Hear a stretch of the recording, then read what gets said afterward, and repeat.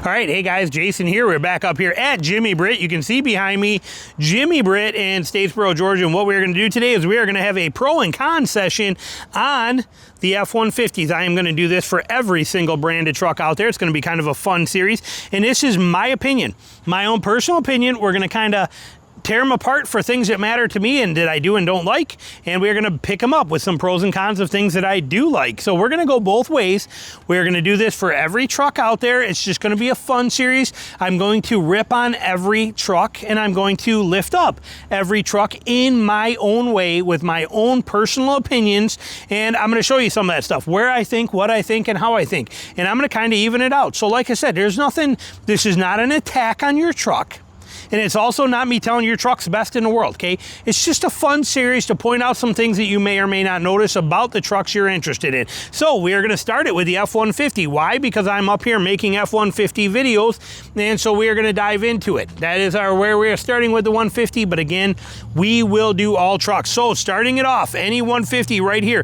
In the pro side is shocks.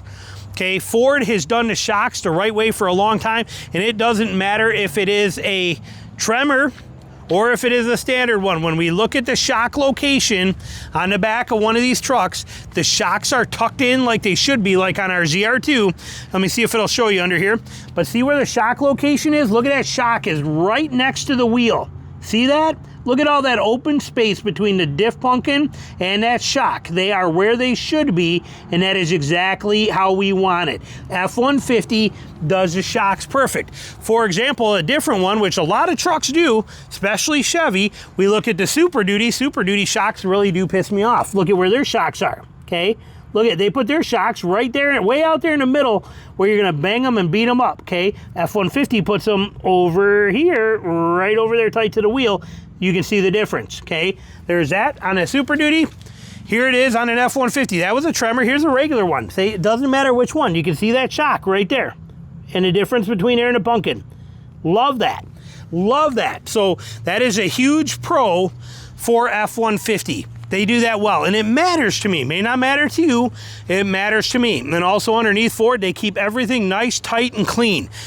Chevy usually is the worst. If you go down the road and you look at, not current Chevys, but especially older Chevys, they are disgusting with the amount of brake lines and wires and crap that you see hanging down underneath of them all the time. It's like, oh my God, I would rip that stuff off in a heartbeat. But like even Tina's ZR2, which is sitting right here, look at those shocks. That is how a truck should be, in my opinion. Look at where those shocks are, tucked in tight to the wheel. Look at that. It's exactly what we want, nice and clean under there. So well done on that, Ford, straight up well done. You guys crushed it on that. Now, what's a con? What's a con on the F-150? The stupid prices. I'm sorry, but not only are the prices high, they give you very few options and they don't deal well. Ford doesn't, some dealers do, but most Ford is becoming more like Toyota and their prices suck. They just, I'm not impressed with their prices on the F-150. We are talking F-150. If we are turning and talking Super Duties, the prices are excellent. 150s, prices piss me off. Again, this is my video, my channel, my opinion, my attitude. Like it or don't, you can argue it all you want, but realistically, your opinion is just not relevant to what we're doing in this video. So another thing that we like, lockers, okay? Ford gives you lockers in everything. You know, you can get them in basically everything. Ford not only gives you lockers in a lot of vehicles, they also let you activate them very easily in a lot of ways, so you don't have to worry about it, and they engage perfectly. FX4, here's an FX4 package right here. If it says FX4, it has got an electronic rear locker in it, but so does, even if it doesn't say FX4 and it's a Sport, what is this green one on? Oh, that's a Ranger. I see the Sport, that's what I'm looking, but that's a Ranger. Look at that color. Look how nice that is. I don't remember what they call that. Is that cactus? I don't remember what they call this, but I like this color. What is this? Marsh gray, not cactus gray, marsh gray. But here's this, but it's a, see how it says Sport here on it? Okay, even in the Sport package, which a lot of STXs are, it's another Tremor, but in the F-150 world, usually when you look at it, you will see that Ford will often add for you, they will give you a electronic locking rear diff, just like you see right here on there. So Ford gives you a lot of trucks with lockers. Okay, that I love. That is incredible that Ford does that, and all their versions, they give you their lockers, and their lockers engage instantly and in all conditions, in all situations, and they are flawless lockers. And like I said, they give it to you in just about any trim. If you want it, you can get it that way, and many dealers order them with the locker. So well done, Ford, on the locker aspect. The downside, a con, we're going back and forth, okay? And I got a little list. A con for the F-150s. The traction control sucks. Okay, again, my opinion, don't get mad at me. This is just me talking. We're sitting here having a beer at a bar, we're just shooting the crap. I'm talking. I've owned a lot of F-150s. My wife and we spent most of our life until 3 years ago in northern Michigan, in the snow 6 months a year. My wife hated every F-150 I owned, hated driving it because of how it was and how loose the traction control was and how you would slip everywhere and slide everywhere. Hated it. The Rams and the Jeeps that we've owned, she loved them. The traction control is instant, it is tight, it does its job well. Ford traction control does suck. It is not good, not even a little bit. It is not a good system. As far as that, like I said, it is too loose and doesn't do its job well. Maybe that matters to you, maybe it doesn't, but in my opinion, it is a major con for Ford. And so then another one on here, okay, engines. Engines is a big one. And in the positive side, you got two turbo engines and a naturally aspirated motor in this thing. Every one of them are fantastic. 5-liter Coyote V8, beautiful. 2.7 V6, been around for a decade, proved itself amazingly. It's been doing absolutely awesome. 3.5 for you guys that want a big beast with more power than anything you could ever dream of, and massive gobs of torque. It is available to you. Ford offers 3 top shelf excellent motors in their F-150s. Huge plus. Negative, the Rake. Okay, the Rake, it bugs me so bad. The Rake of an F-150. We got an F-150 on an end, you can see, but look at here. Look at how tipped forward that is. Look at the front wheel well versus the back wheel well, and the height right here. Okay, look at this height right here. And then look at this right here, how high it is here. Okay, that back, same here. Look at how high the back wheels, that fender is, how much room you got versus the front. Okay, look at that. You can actually see it. Look at the lines compared to the road. Look at how much that whole truck slopes forward. And then you can also see it in the actual design between the hub and where the bottom of the body is from the front to the back. But that Rake, these things tip like this so much that it drives me nuts. And it also means that we have absolutely zero approach angle. Now a Tremor does a little better because it gets rid of the valences, and you can see it's got a high clearance bumper on there, so it does a little bit better on it, especially when you get into the other Tremor right here where you get more high clearance in there. But look at the difference between that, which is nice, and then look at this. Okay, look at that. How are you supposed to do anything off-road with that? Okay, I mean, it's just like I said, that's horrible. Now, I think that's even 2-wheel drive, but even here on a 4-wheel drive, this is also a Tremor, so that doesn't help our situation much. Here's an STX, but they just don't give you, that Rake is a problem for me. I don't like how low the front end is. Okay, I want that front end up higher. It's just like I said, look at the difference between this FX4 right here.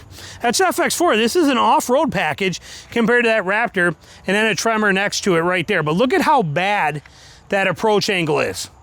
Okay, that sucks, and this is supposed to be an off-road truck. There's another standard Tremor, FX4, Raptor, another Tremor. But look at these three right here. Look at white one right here to this Tremor, FX4, Raptor.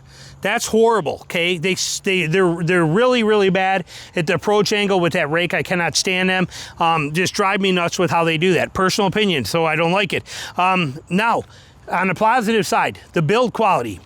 Ford does build an excellent truck. Yes, they've got 100 recalls. I understand that. But Ford makes a great truck. They build them very well. I've never had a complaint about the build quality of any of the Ford F-150s I've owned. Ford F-150 builds them very well. They're quiet, they're tight, they hold together well, they function well. I got zero complaints on the build quality of a F-150 under any circumstances. Now, con on this, the con. The tie downs, the bed system pisses me off in these things. Okay, you come back here, you got a tie down low back there, which is good, and then you don't have a low tie down here. You got this higher tie down. It pisses me off that you tie things down, you don't tie them up. That is so stupid. There should be a tie down down there, not up there. It should be like this is here in the front, especially in the front where you want to tie things down. Upsets me tremendously. Very, very annoying. It drives me crazy. It's like, do these engineers never haul anything or carry anything in their life? I don't get it. So that pisses me off. Pro. There's no rust on an F-150. You don't get rust on the body because of the fact that it is aluminum. So you don't have to worry about that. Makes it a little lighter too. So that's a nice thing there. We're gonna start moving a little quicker. Downside, part cost. Whew, man, parts for Ford are astronomically expensive. Go compare Ford parts, everything from headlights to taillights to grills to bumpers to, one wheel if you got to replace a wheel. Go compare it to other brands. Ford is astronomically expensive for actual factory parts. Very upsetting. Another advantage of Pro. Big tires are very easy to do on an F-150. You can fit 35s on them without a whole lot of work. 34s fit standard on basically anything. These are pretty easy trucks to take from this that we see right here. Pretty easy to go from this with these, simple little setup like that to something like this. Not very complicated to do. Heck, look at a Raptor right here. Look at what we got here.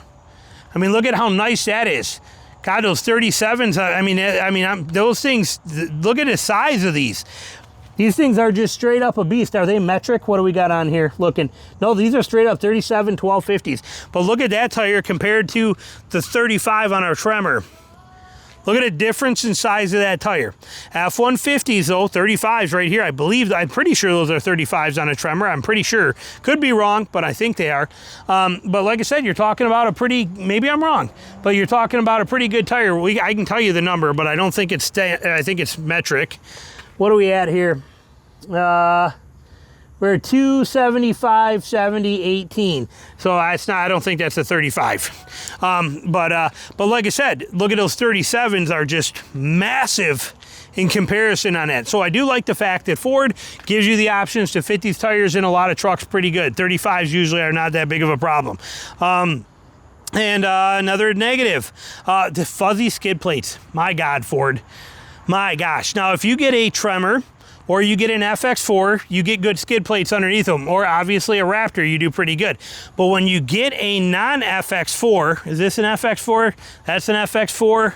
Okay, that's a King Ranch. I'm looking for one here that is not an FX4. That is an FX4. Here's an STX, not. But see, underneath here, they give you this fuzzy cardboard, fuzzy like cardboard stuff underneath there. And it rips off all the time. How many times do you see a Ford F-150 going down a road and underneath it you can see this thing going like this and flapping up and down and flapping? It's because it's this cheap fuzzy cardboard silencer material they put up under there where a skid plate should be. And as soon as you go off-road or get into any kind of mud or dirt, even on a dirt road, anything, and that thing is gonna rip off and then it just flaps and it flaps underneath the truck the whole time. Horrible, hate it, cannot stand it, absolutely hate it. Probably the number one reason I recommend getting an FX4 version is to get rid of that crap. Moving back over, the side key plate, the number pad. We don't see any on here for 2025 because it's not available. It wasn't available much in 25, but it is coming back for 2026. The keypad that usually sits right here on the side of the truck so that you can, tap in right here and go beep, beep, beep, beep, beep, beep, beep, beep, and you can enter the vehicle. Glad that is coming back. That was one of my favorite features on the Ford F-150 ever, and it is coming back.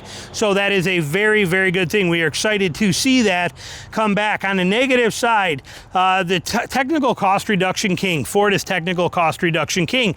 Again, you take a Tremor like this one, and maybe you want a Torsen front axle in it because Tremor offers it. They're like, okay, yeah, you can get that, but you can't get it on this Tremor. You have to go to this one to get it. And the difference between these two, now this one's actually pretty low on the bottom on here, but you're still talking $78,000, $79,000 because they are charging you this package, this $11,700 package you have to get the actual Torsen front end. You can't have it any other way other than spending that $12,000 package. Okay, that is that technical cost reduction stuff that pisses me off with Ford. Lariats lose leather, they cut out everything all the time, they do all these little hidden things that piss you off. On the positive side here, another one here, the cab layout. F-150 cab is massive in size, flat floor, excellent design, excellent layout, comfortable seats. They crush it inside the cab. They do a fantastic job in there, no doubt about it. Downside, the wet belt. Okay, Ford uses a wet belt a lot. Okay, the 2.7's got it. I don't know if the 3.5 does. I know the Coyote does. That wet belt is pretty much a guarantee that when you hit about 150,000 miles, somebody, whether it's you or the next owner, is going to have to spend $4,000 to $5,000 to replace that. And it is going to be a mess, and it is a big job, and who knows if the tech is going to put your engine back together right, and all this stuff because of one stupid belt, and you have to do it about every 150,000 miles. Very upsetting, pisses me off. So let's see what else I got on here. Excellent trim layout. Okay, again, you got so many, from the XL to the XLT to the STX that fits between the XL and the XLT, to the Lariat, to the King Ranch, to the Tremor 402A, to the Raptor R, you got every single possible trim option to fit something for everybody in there. Here's a King Ranch right here. Here's a King Ranch version, expensive truck. Look at a little subtle two-tone paint in there, along there on the bumper and across the bottom. Ford loves their chrome package, but you can see it in there. Look at that. King Ranch version, you can see in there, nice setup, but we are talking $77,000 for an F-150. Woo, what's it got in it motor-wise? This is with the 3.5 EcoBoost. But that's a hard pill to swallow there, but they give you the trim options. They have all of the options there for you, so that's a very good thing. And again, the other complaint that I had on my list was the stingy tremor. Like I said, it pisses me off about that torsion setup. Now, on that note, one thing that should be in the pro category is that Ford Performance will sell you a torsion axle, torsion front differential for any F-150.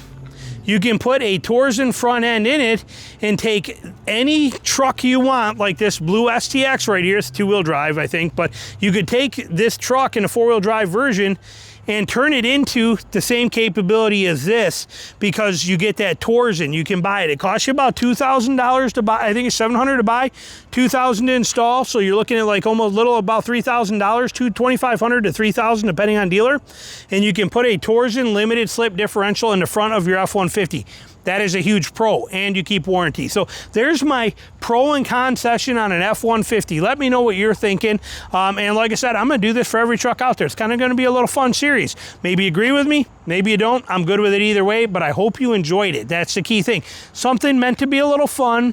Maybe I pointed out some things that you were or weren't aware of, or do or don't matter to you. But you know what? These are the things that I look at all the time. So I'm curious what your thoughts are. Let me know. Thanks for watching.